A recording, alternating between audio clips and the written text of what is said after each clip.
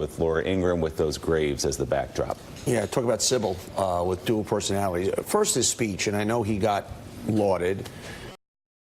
I think, well, what else could he have done? I mean, the bar has gotten to a point that when he does something that is 101, speaking at the graveside at Normandy and just giving a presidential speech that was written for him, we stand in... But it was a good speech. It's good. If it's a good speech, say it. Yes. It was a good speech, but what else could any... I don't think any... He could have gotten up and attacked Nancy Pelosi. Okay, yes. Okay, so yes. But then we see the real Trump with an hour or two before Laura Ingraham, as far as, obviously, the irony of going after a war hero, Bob Mueller, and calling him a fool, going after Nancy Pelosi. And it's just stunning to watch that duality. But I'm going to come back to my original point, though. Yes, it was a good speech that he read, that somebody else wrote for him, and I don't think you could just, that's a norm.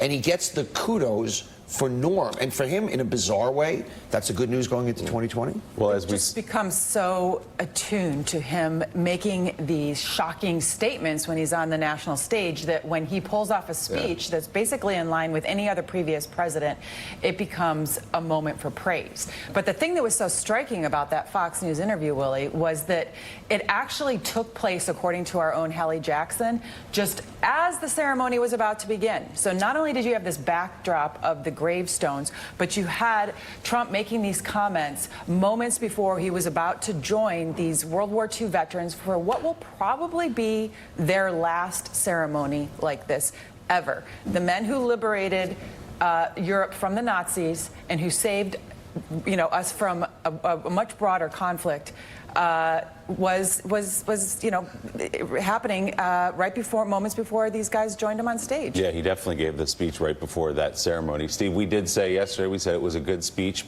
but what comes next? Is it a tweet? Is it a comment he makes? And it turns out, as I said, it was an interview he'd already given when we were speculating about what he would do. Not just an interview, but a really remarkable interview. Yeah. To talk about drugs and needles and all the stuff in her district, and just to sort of take her on while he was, as we saw, sitting with a backdrop of those crosses and Stars of David in the Normandy graveyard. It's incredible.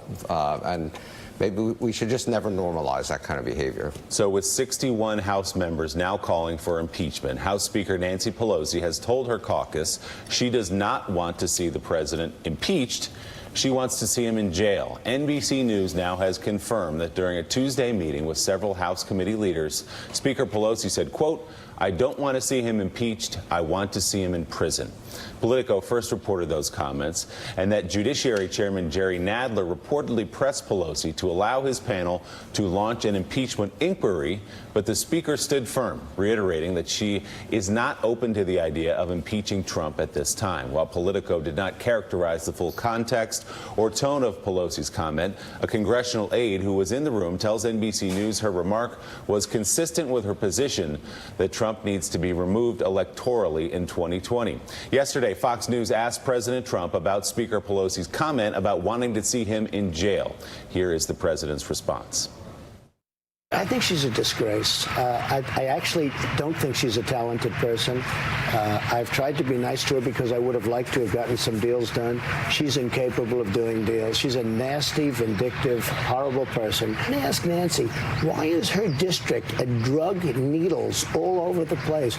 It's the most disgusting thing, what she's allowed to happen to her district, with needles, with drug addicts, with people living in the middle of the streets, with people living on the sidewalk. You can't go. She ought to focus on that because she's a disaster. And she made a statement. It was a horrible, when you were nasty, overseas, vicious statement while I'm overseas. Now, if he made any statement about anybody, it would be like a big head. Why would he do that when he's overseas? She didn't want to. She is a terrible person. And I'll tell you, her name, it's Nervous Nancy, because she's a nervous wreck.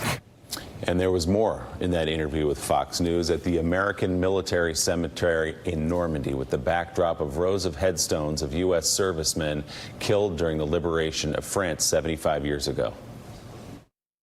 They thought their good friend Bobby Mueller was going to give them a great report, and he came out with a report with 13 horrible, angry Democrats who were totally biased against me. Do you mind if he testifies still? Before you said you didn't care. Mueller testifies. Let me tell you. He made such a fool out of himself the last time because what people don't report is the letter he had to do to straighten out his testimony, because his testimony was wrong. But Nancy Pelosi, I call her Nervous Nancy, Nancy Pelosi doesn't talk about it. Nancy Pelosi's a disaster, okay? She's a disaster. I will tell you, the more successful we become, the more angry people like Nancy Pelosi, who don't have what it takes. The opponent, who shouldn't have even been allowed to run, you know, she happens to be a crooked person, so her name was very appropriate. We have crying Chuck Schumer, who's a disaster, by the way. He's a total political, you know, jerk.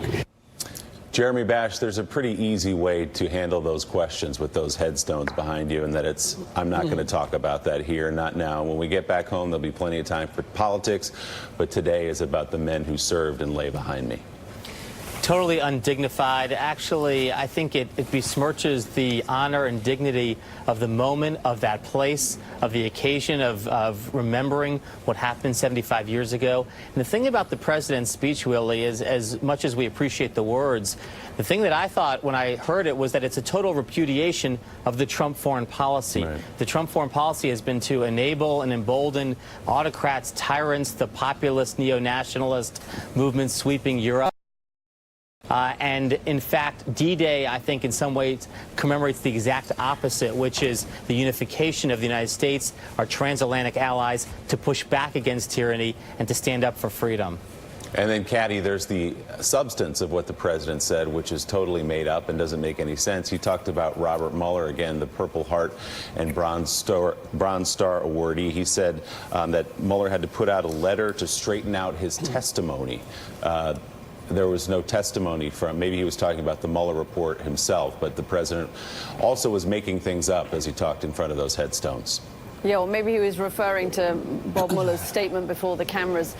Look, the overwhelming impression of that interview is the setting of it, right? It's less what the president said, although it was very vitriolic against a whole huge range of people: Chuck Schumer, Nancy Pelosi, Hillary Clinton, Bob Mueller. He took on all of his favorites. But you wonder whether somebody in the White House this morning is not looking at the image. Turn the television onto mute, and he's not looking at the image and thinking, wow, maybe we shouldn't have injected domestic politics in the tone in which the president did it in that particular setting. Because for me, having visited those graves all through my childhood, it is a jarring image seeing the President of the United States, who in one breath is talking about the fact that we are bound together as nations, as allies fighting a common cause, and we always will be. And then to hear him talk in this way about fellow American politicians is really striking. And I think it was, you know, Steve was saying, it's not a dignified setting for the president to be talking about that. Willie, unfortunately, Caddy, I wish it was the case that there was somebody in the White House looking at that and saying, boy, you shouldn't have done that. The sad part is there's no one in the White House. And he's despicable. You know, we sit there and we just comment on it, calling Chuck Schumer a jerk, calling Nancy a horrible human being because she disagrees with him. To your point, Steve, we can't normalize it. He's despicable. That is despicable play of humanity that if anybody sixth grader behaved that way, they would be sent to their room. He is a despicable human being. Well, the thing is, the White House didn't just look the other way. They must have set this up. They arrange all the interviews. Trump doesn't arrange his own interviews. They arrange the interviews and they arrange the backdrop. So the timing and the setting for this was decided by the White House. Sure, but you got to believe that the text was all Trump. I can't imagine anybody in a comms department in the White House. They're putting him with Laura Ingraham. Maybe, but I just can't imagine a comms department of the White House thinking, hey, this is a great idea. We're going to put Trump in front of a bunch of crosses. What did they think was going to happen? I mean, if he's asked about Nancy Pelosi, he's not the kind of person who's going to brush it aside. They weren't putting him with Brett Baier or